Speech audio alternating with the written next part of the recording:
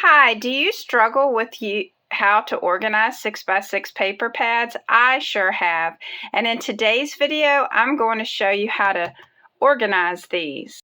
I am using Bright Room storage containers from Target, and then I'm using the Stamp Market Stick and Store stamp storage dividers. I love the height of these dividers. They're taller than the 6x6 paper pads, which I like, and I can easily see my categories. I will also have some categories at the end of the video. You can do a variety of categories.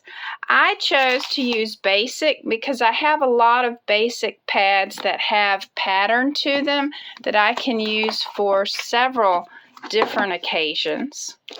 And also, some that just have a lot of different designs on them. So that's what I put in my basic category. In your stash, you may have a lot of paper pads that have bright colors, but lots of different categories.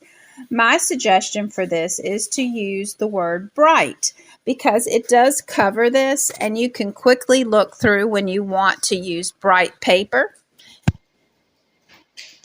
Then there's a vellum category. The vellum category is really great because I had several vellum 6x6 paper pads, and I can quickly find them to add them to cards. If you have paper pads that have quotes and words that you use for scrapbooking or even for your cards, I highly suggest just using the actual word so that you can find these quickly for your projects.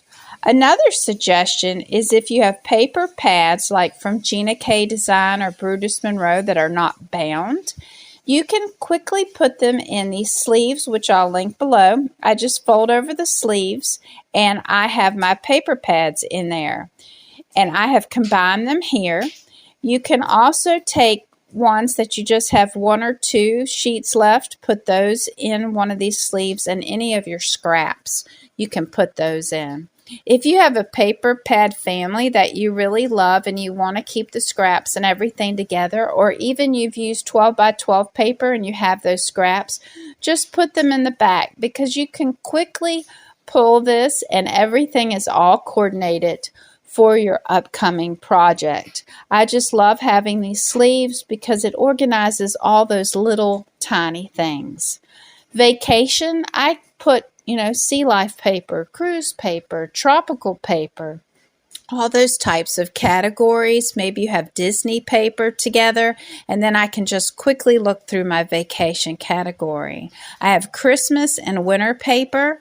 You could also do it by brand name like Lawn Fawn, Echo Park, and that way I can quickly find my Christmas and winter paper if I want to. I have paper that I say love because I use it for anniversaries as well as Valentine's Day.